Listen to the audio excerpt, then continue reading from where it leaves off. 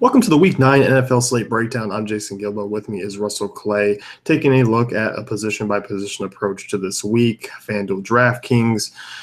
What's your overall thought of this week? I mean, I kind of like it, like in terms of there's definitely more pivots I think you can make because you can kind of spot out what's going to be chalky. This is the reason this week 9 is the reason we play DFS, because redraft is just a graveyard. Like, there's going to be some bad players in redraft lineups this week, especially in 12-team leagues. A lot of fantasy viable offenses are just off the map. So this is why we have DFS. It should be a fun slate. A lot of much better matchups for offenses than we've sort of been dealing with the last few weeks. A little bit of clarity on some of these offenses. We're getting a little more consistency, starting to see, where these roles are. And, week 9 finally have some consistency, I would say. Yeah, definitely. And, we'll jump into quarterback right off the bat. And, pretty much a nice job by the sites to price up Houston to, probably a pretty, not an overreaction, but I think they priced them up pretty much accurately for what they've been doing, especially in this matchup where, we'll start with Watson. He's, 9,600. He's about, on FanDuel, he's about $1,000 more than the next guy on both sites. What's your stance on using Watson this week at his new price tag? You can use him. 30's well within play. But I would say, Lamar Miller, you mentioned this before the show, that he's a guy you definitely want to use as leverage, regardless of whether you're using Watson or not, just because he could go for 30 again.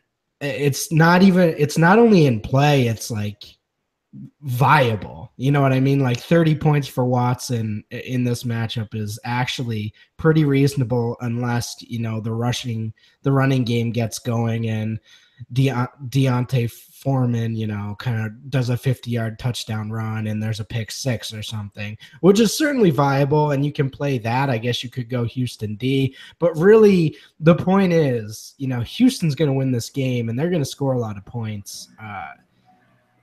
I think this is a game stack type of game. I think you mentioned, Hilton as potentially a guy in salary exploitation.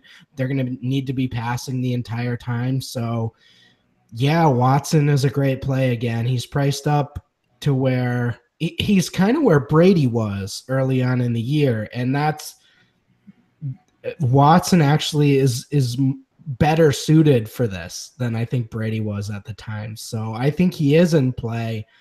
It just hurts. Now, I think this depends a lot on your evaluation of Alfred Morris, on some of the sites, especially Yahoo, basically. If you like Alfred Morris, you can play Deshaun Watson. If not, going to be a tough time. I think when you look at this week, you kind of got some guys that you could have used last week where, they would have fit really nicely in. Joe Mixon, was a guy that we considered last week. Didn't really have a great game. It was basically one play.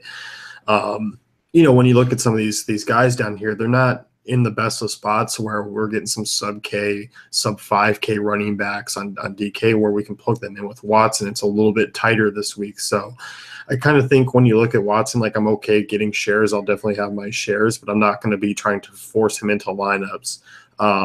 With some of the other options, because I think there's some great pivots up here. Like I'm more than fine with going back to the well with Russell Wilson in a home matchup against Washington. Decent defense. They're traveling over to Seattle. We always know that Seattle plays better at home. Wilson has the same type of ceiling that Watson does. So in this spot, I don't mind going there. Drew Brees is an interesting GPP play because Tampa Bay's been atrocious. They're going to be atrocious for basically the rest of the season. This defense is not good. They're banged up. We could kind of see maybe a Brees breakout game finally where he can throw for 250 plus yards and 3 touchdowns. Like we might actually get that this week. We could. I just think I like the way they're moving the ball right now. I just like the way they're doing things. It's working. They're winning. They're running the ball for like the first time in the Drew Brees era, and it's working. So I really hope, like as just a fan, I really hope they continue to do that. But yeah, no, it certainly could be vintage Drew Brees in at home, against a bad secondary. I just kind of have my doubts about that right Yeah. now. It's certainly viable. I just don't think we're going to get the ownership advantage that we'd want for how Drew Brees has played this year. I think people are going to kind of be on it, maybe in that 13 to 15% range, even at a high price for an underperforming guy. So I think I prefer Watson Wilson, but he's definitely viable. You mentioned Dak Prescott as a guy you really like. And then I think there's, a pretty big drop off. Love Wentz, but I still think Denver's D is good. I still do. I can't help it. Yeah, I mean, I don't see any need to go to Wentz this week. I mean, with Prescott being a couple hundred more, Chiefs defense has really struggled, especially against the pass. I mean, they're basically been on par with Tampa Bay and Indy in terms of fantasy points allowed. So, like, I'm okay with Prescott this weekend with the loss of Ezekiel Elliott for 5-6 weeks. I'm kind of honing in on this passing game and using them more so than the running game. So, I like Dak. Like you said, there's a pretty big drop off. I mean, what are your thoughts on Matt Ryan this week or Cam Newton? Like, they're really cheap. They haven't really flashed a ton of upside outside of Newton a couple of weeks earlier this year. Not consistent guys. They're kind of just more the best of what's in this range. Yep. Nope. Not going there. Nope. I like Alex Smith. I think he's very viable. Only 200 more than Cam Newton on DK and 7,900 on FanDuel. I finally feel good about playing him as compared to last year. The passing game is there. He's taking deep shots. Mahomes is basically that. He's got the whip out. Because if Alex Smith plays bad, he's gone, and he knows it, and it's making him play like an MVP. So I think this is going to be a great passing game. I think you can definitely stack Smith with Tyreek Hill. I think that's a really high upside option. He's really who I'm looking at in that tier. I don't want anything to do with Mariota, Winston, Cousins against Seattle. I know they got ripped up last week, but Washington, major O-line troubles. So Smith is really the guy from that tier for me. I'm in agreement. Yeah, like you said, Cousins, offensive line is an issue. Seattle is, possibly missing Earl Thomas this week. I think that's a big factor in that secondary that does kind of make them much better than what they are. I don't like Cousins this week. He just doesn't have the wide receiver staff. Like, I like Vernon Davis. That's probably about the only Washington guy I'll use this week, or maybe some Chris Thompson. But yeah, for the most part, I'm off of it. Like, I don't like Bortles or Dalton here or Flacco. I think Jacoby Brissett's actually interesting on DK. Mm-hmm. I don't want to go here, but I think he's an interesting punt play because he's going to be in a spot where I think there's 200 plus passing yards here. I think there's a touchdown or two and some rushing yards because he's going to be forced to throw. Like, so I'm okay with using him in a game theory standpoint and maybe stacking him with the weapons of Houston and just kind of going that route. Like, I'm okay with him this week. I think he's the best of the cheaper options just in terms of what he's going to be in. And hey, man, I think a Rams onslaught is in play this week against the Giants. I think you could go Goff and Gurley and not necessarily play any of the pass catchers. Gurley's been used in the receiving game. So Goff in play for me. You mentioned Brissett. Those are really the only guys I'm diving down for. The way you said the other guys sums it up perfectly for me.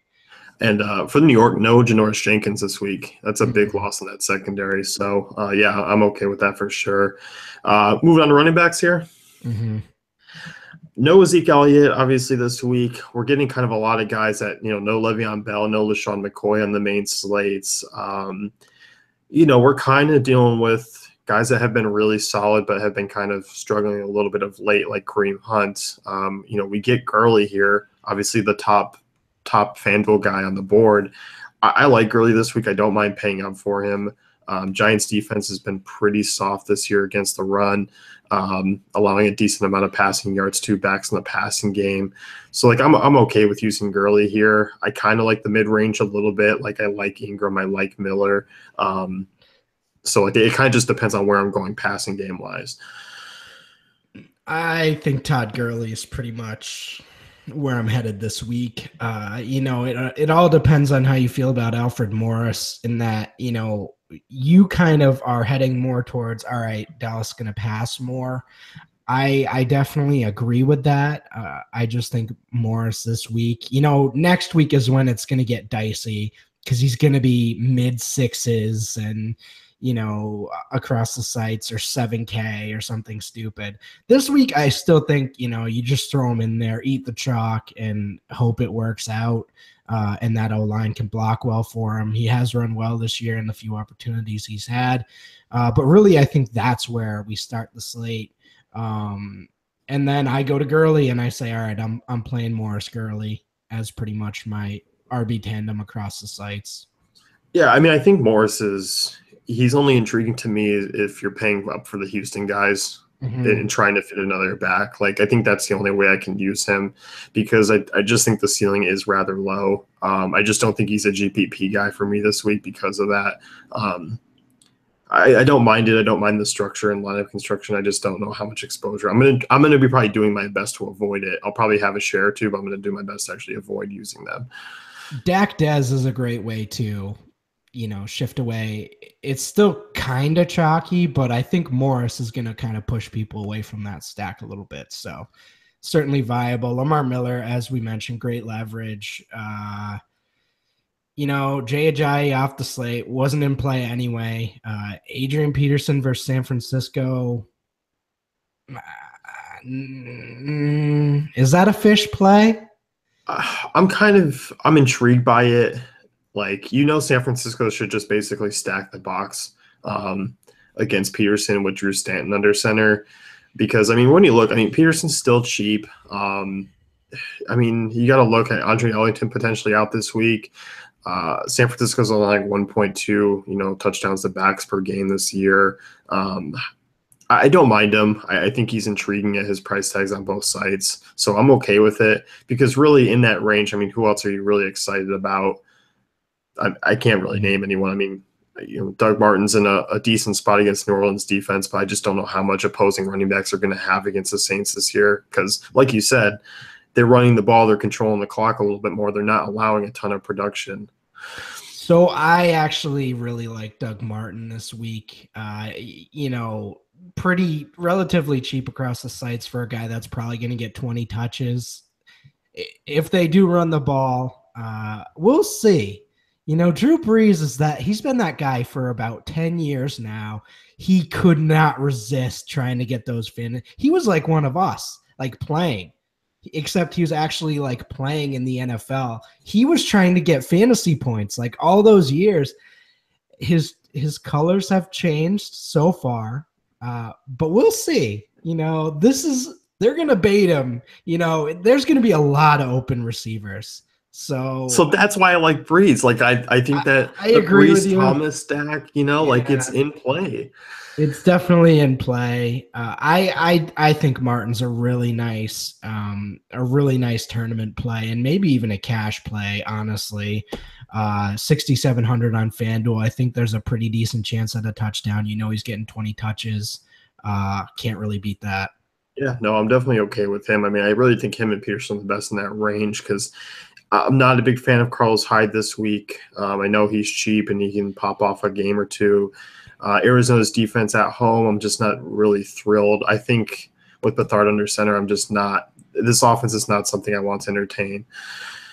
I'll give it a run, but I think every week with him, it's just like, okay, we're going to do it. And you just like press, and he's either getting 20 points or he's getting 5. That's really what it is. We've seen it. That's what you're getting. So it's always a risk, but I think it's viable. I might have some exposure, but certainly not a guy you go all in on.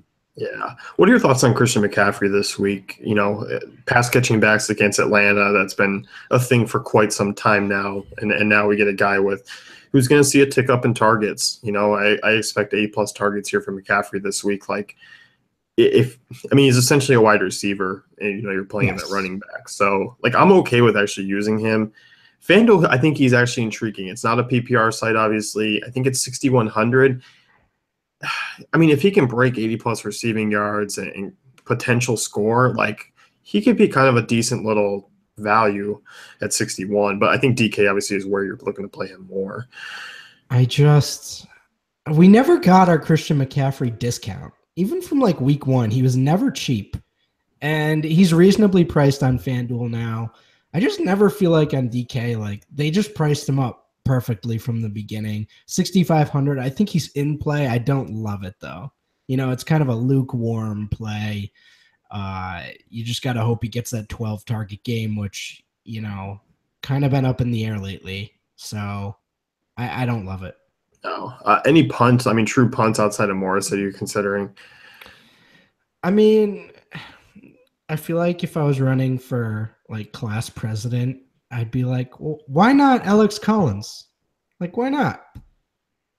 Why not Alex Collins? I don't know. Tennessee's rush defense isn't bad. Alex Collins on FanDuel, like, why not? He's been great since, jumping in there. Really great. I mean, there's no other way around it. And he's been getting more carries of late. Certainly a guy who could pop a big run or two and get you to that 15 to 20 points you need on FD, but nothing more than a tournament guy, Yeah, I think the only other punt option that I had considered this week is Marlon Mack. DK, he's 4,100. I mean, he's got that huge play potential. He's got a nose for the end zone. Like, he's been a double-digit fantasy point scorer in 4 of 6 games for Indy this year on DK. Like, those are kind of eye-popping numbers for a guy that hasn't been heavily involved, and now he's starting to kind of get more touches. Saw 14 touches last week. He's seen 11 targets over the last 2 games. He's only 4,100, and he's going to be used as a pass-catching back this week. So I kind of like him, especially in a game stack with Houston, because you're going to need a guy like that to fit them in. So, like, I think Mac's kind of an interesting piece. Certainly. And Kamara definitely in play. It's not like Ingram takes away from his, upside. He's still there. So both of them are in play. I mean, it wouldn't even be crazy to me to play Kamara, Breeze, and Ingram in the same lineup in this matchup, Jeez, man. Yeah. I know it sounds weird, but like, look at Kamara, even on FanDuel, he's had over 10, FanDuel points each of the last 5 weeks. Like, this is, I don't know. It's just a good offense this year. So yeah. Before we move on to wide receiver, we kind of glossed over Kareem Hunt, Leonard Fournette, the 2 other top end options in terms of price. Zeke being out, I think that changed my stance on Hunt. This week, I kind of like him a little bit more. I think this game's a little bit more free-flowing with Zeke off. I like him. I'm going to have my exposure. What are your thoughts overall on Hunt and where he lands for you? I like Hunt. I think he's a good play. I like Gurley better in that price tier, but Hunt certainly – I think the ownership's going to be with Gurley as well after, Hunt's last 5 weeks. So – certainly in play, could get some decent ownership this week. I'm not playing Fournette. I mean, that could be, a bad move, but I just don't know about that ankle. And Yeldon and Corey Grant actually played pretty well without him. So I wouldn't be surprised to see them maybe give Fournette a lot, like some touches, but not like what we were seeing before, just to kind of work him back in. Maybe, we don't know about that ankle. We really don't know. So I'm staying away. Yeah, he's a tough play this week. I definitely tournament only. Like, I'm not going to tell you to not play Fournette with his upside. I'm not going to be going that right. Tough matchup against Cincinnati. I think I am. I think I'm going to say don't play him. Okay, your words, not mine. No, I'll dive on that. I'll dive on that for you. No, I'll say don't play him. And when he gets that 80-yard rushing touchdown, that'll be my fault. All right, let's move on to wide receiver. Talk top end options here. Obviously, Hopkins and Will Fuller, just like the rest of Houston, priced up quite a bit. I mean, Fuller, 7,800 on FanDuel. pretty pricey. I think he's 7K on DraftKings. I just, people are going to yell, "Oh, Will Fuller regression," but I don't think it's this week. So this is the problem. Like, this is Will Fuller. What do you mean regression? I think this is just who he is, and now he's gotten a potentially elite quarterback. I mean, this is what he did in college. He's not going to continue to score touchdowns like this. He's not going to get 20 touchdowns in the season, but I mean, the yardage is going to continue. Like, why wouldn't he get 100 yards against this Colts secondary, as the second? He's not the first option. Like, that's the thing. Even if he continues to play amazing, like, he's not going to get more coverage his way. It's just going to be the second corner still. Maybe they double him and Hopkins, and then, Lamar Miller runs for 300 yards. But I don't think it's very often that teams double 2 wide receivers. That just leaves you so vulnerable everywhere else. So I don't know. I still think they're both in play, even at their crazy prices. And they are crazy prices, but I mean, if you told me, hey, $100, will Fuller be over 7K? I'd probably tell you no. Right. But, here we are. Like, I can't deny this production. And this matchup is just, it's too good to kind of pass up for these guys on a secondary that's just absolutely awful. Like, I'm okay with it. The Hopkins price, I think, is a little bit up for me, especially on DraftKings, where I think 9,200, trying to fit him in with the Gurley is a little bit tougher.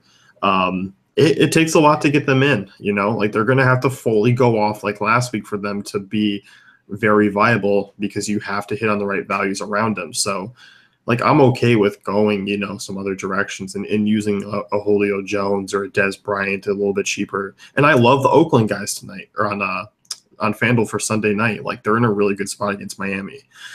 Yeah, they certainly are. Obviously, Crabtree's been the more productive guy. They're both in play, though, for me. Tyreek Hill, I already mentioned that I think he's a really viable play. And with that tier, with Julio and Dez and Fuller right there on FanDuel, Michael Thomas, 100 cheaper, I think you could get some pretty decent ownership on Hill, like maybe 9-10%. And I'd definitely be in on that. Yeah, I'm in agreement. I like Hill quite a bit. He's got that huge big play upside. What are your thoughts on Doug Baldwin? Because he kind of took a pretty big jump in terms of FanDuel pricing. Like, he's 7,900 there. He's definitely in play. It's kind of like that. Okay, he jumped up in price. He just is coming off a bad game, but it's a great matchup. He's still the number one option. Even though players are emerging around him, he's still the number one option. So he's a guy you could get. There's those Doug Baldwin weeks. He's going to have those Doug Baldwin weeks still, those 20, 25 point outbursts. So certainly viable still. I'm not worried about, a bad game or two. No, I'm not either. And likely going to dodge Josh Norman, given that Baldwin runs a majority of his routes out of the slots. Like, I'm cool with Baldwin at his prices. Julio Jones, are you buying it? I mean, he's down to kind of a new low here in terms of pricing from what we usually get him at. 79 on FanDuel, 78 on DraftKings. I don't remember ever seeing him this low before. Do you? No, maybe if you were playing like DFS Combine or something, I don't know. In 2008 or something. But yeah, this is pretty wild. I mean, they just use Mohamed Sanu more.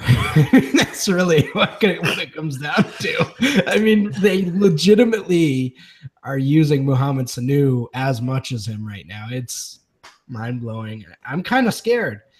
He's going to have that 200 receiving yard game at some point, but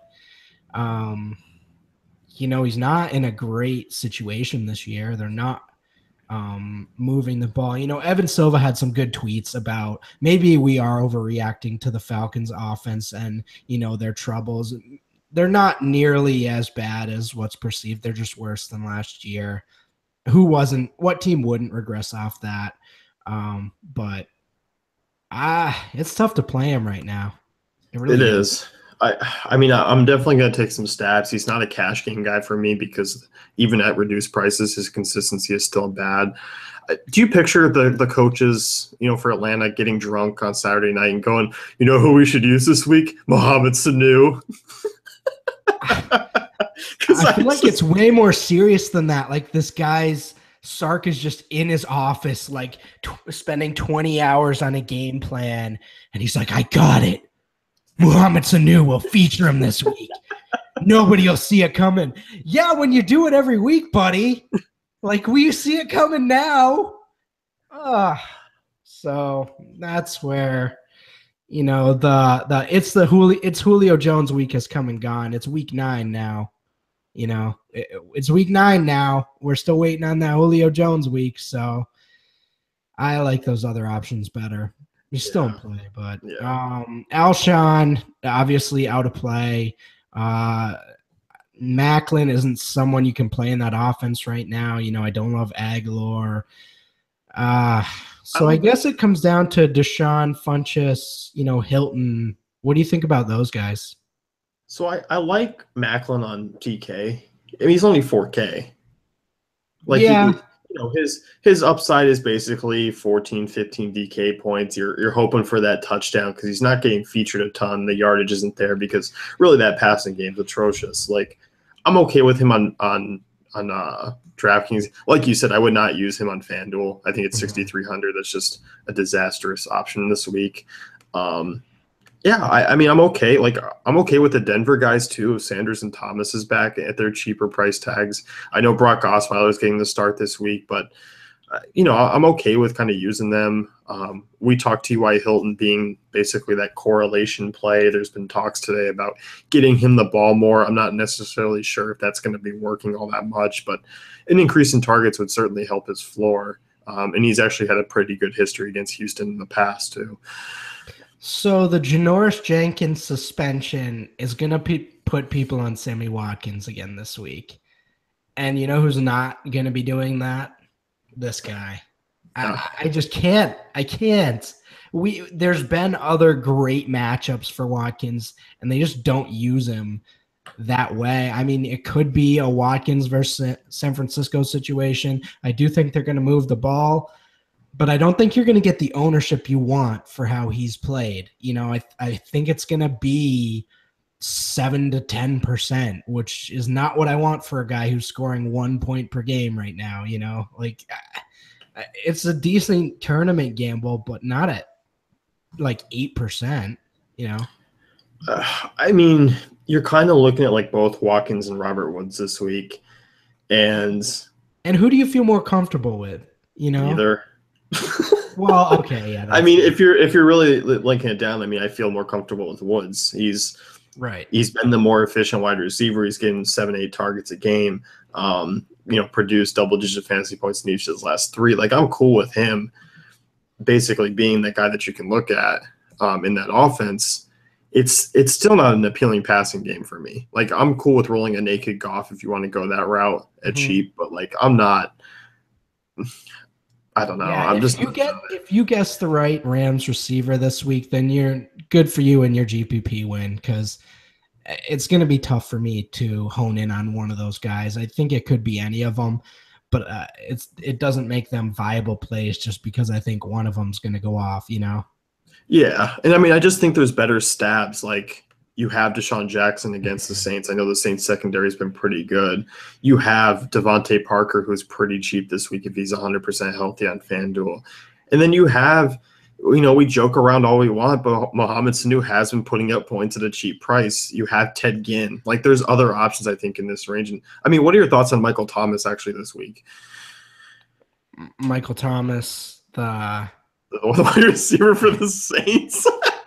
Okay, so there's a Michael Thomas for the Rams as well, and I thought we were going for a deep dive. I was like, Jason, what are your thoughts on Torrey Holt this week? I didn't prepare for this.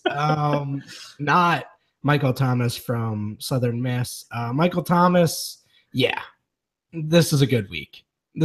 He's got that high upside or high floor. I think this is a week where that upside gets pushed into a tier that we like, and he's not overpriced anymore.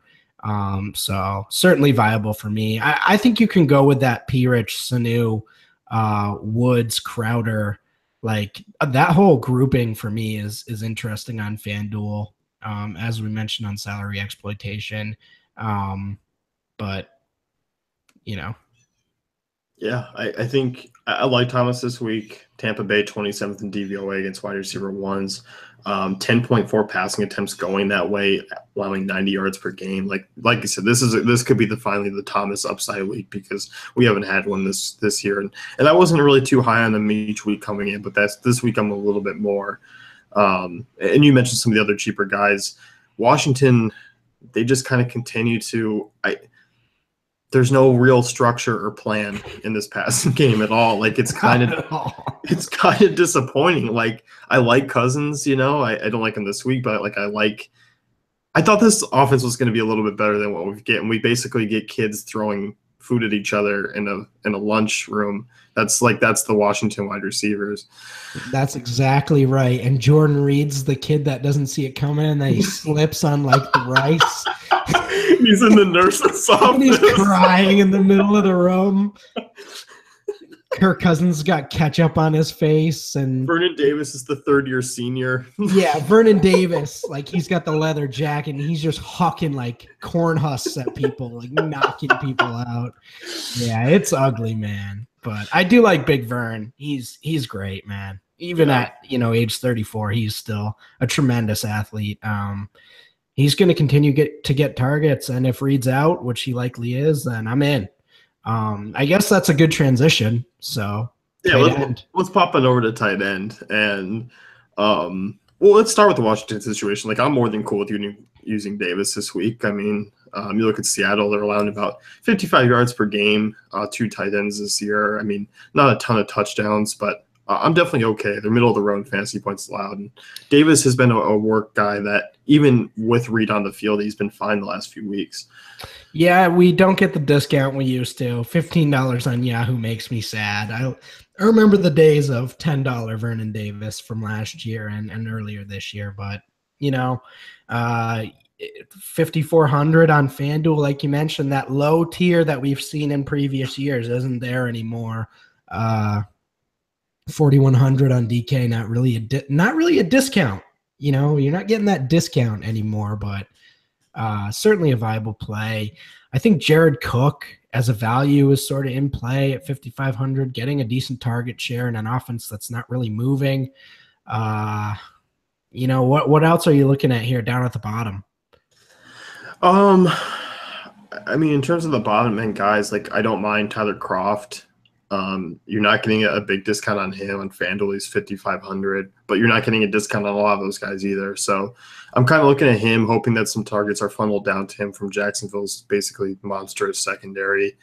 They've been okay against defending tight ends this year, so I'm not completely in love with it. I think he's more of a DK play.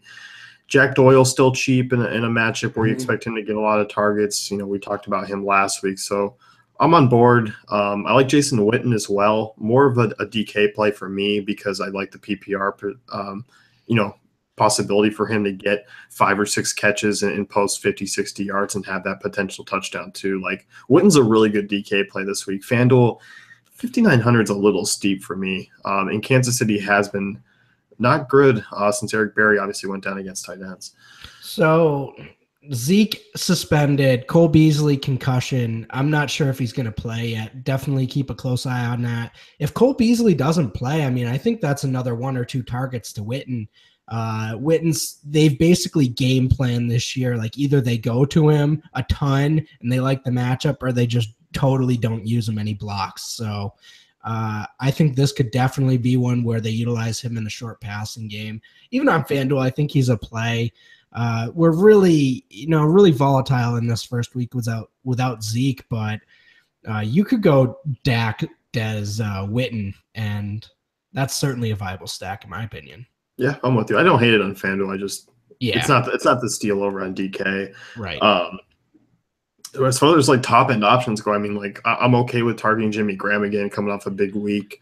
Washington hasn't been good against tight ends this year. I know you don't like it because we've ventured in through the Jimmy Graham years where, like you said, it's just there's duds. But Russ, I mean, he's been a double-digit fantasy scorer, ever since week 2. We had this talk last week, and I'm ready. I'm ready to admit, he's pretty much a weekly guy now. They're starting to use him pretty consistently, even without the touchdowns. I like seeing the targets he's receiving, especially in the red zone. So yeah, certainly a viable play now.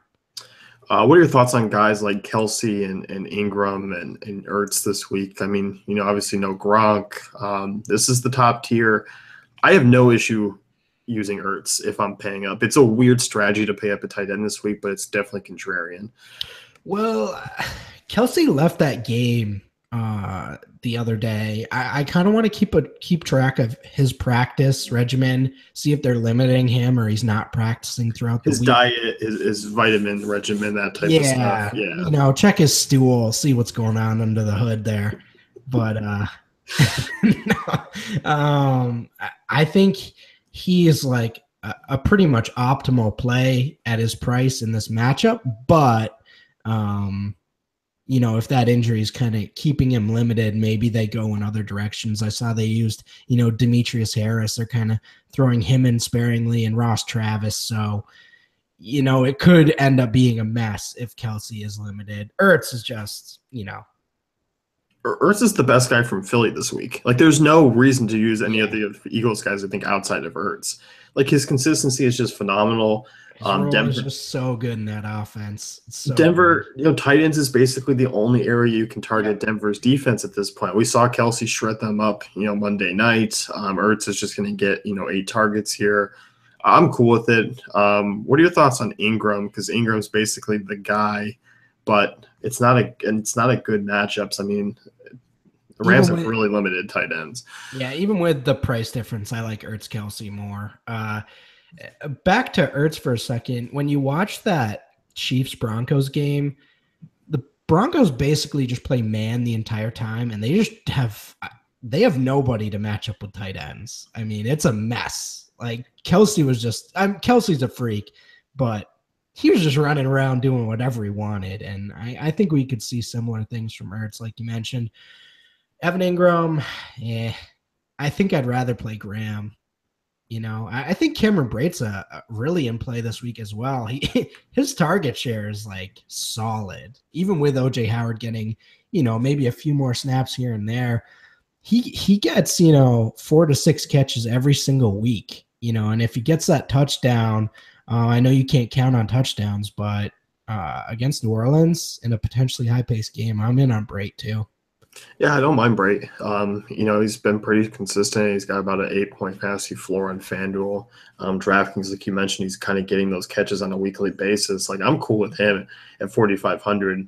I'm cool with a 2 tight end week, this week. I think, obviously it doesn't look strong on paper, but I think once you kind of dive in and some of these value guys, you know what? You may not feel comfortable about a 5K Sanu or a 5-4 Funchess. Well, you know what? Feel good about a 4-5 Witten, for 1,000 less. Like, that's how I view it. Absolutely. So let's move on to defense. And I think there actually are quite a few defenses we can choose from. Like, I mean, when you run down the list, like, I don't have, do you disagree? Yeah, I don't love defense this week. I don't know. I just think there's a lot of good fantasy offensive matchups this week, and you're kind of gambling wherever you go. Other than I do like the Rams. I think they were one of the plays you highlighted before the show. I think you can, mess around with the Cardinals. But other than that, I mean, I'm not feeling too confident in the rest. You can definitely go with the Seahawks if, that offensive line for Washington is still missing most of their pieces, but I don't know. What's your take? How strong what are your plays and how strong do you feel about them? Scale 1 to 10. I mean, I think there's like 6-7 viable defenses here this week. Wow. I just like Jacksonville, a home matchup against Cincinnati's offense. I mean, Cincinnati's offense could not even get it going against the Colts at home. Like, they had that Dunlap touchdown, and that was all they had to really win that game. Like, there wasn't anything else there.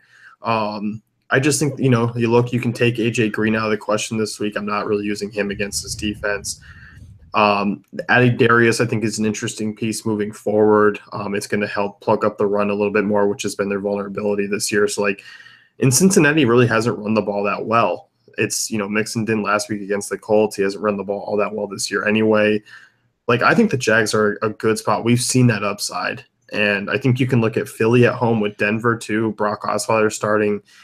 Houston, you can hope for that pick 6. Tennessee, we didn't get the discount on Tennessee, but taking on Baltimore, Seattle, Los Angeles, Arizona, like I feel good about it. And not even like you can mention the Saints because Winston could not even be 100% healthy. I do like the Jaguars. I think we can feel really confident in that one. Philly on FanDuel, I'm definitely they're on both. They're only 3,300 on DK. Oh wow. I skimmed over them. I don't know. Like pay down options. What are you looking at for pay down options? I guess the Ravens I don't mind at 2.9 on DK. I think the Bengals are interesting at 2.8. I don't expect a lot of scoring in that game, so I'm kind of cool with that. Falcons 2.6. Like I think there's some decent options for 4.4 on FanDuel. Obviously, Carolina's offense, I don't expect a lot from the rest of the year. So yeah, I think those are some viable value options. Fair enough. I'm definitely confident in the Jaguars, but beyond that, Russ is getting a little squirmy. Thinking about defense this week. I don't know. I like it. I mean, I think there's, like I said, I rattled off probably 7, 8 defenses. So fair enough. Pick your sir. Fair enough. So that's it for us. You can head over to dailyfantasycafe.com, check out our great tools and content, and our cheat sheets will be up likely Wednesday night, early Thursday morning for the rest of the week. If you like what we're doing on these podcasts, definitely give us a thumbs up and subscribe, and check out some of our other ones as well. And good luck in week 9.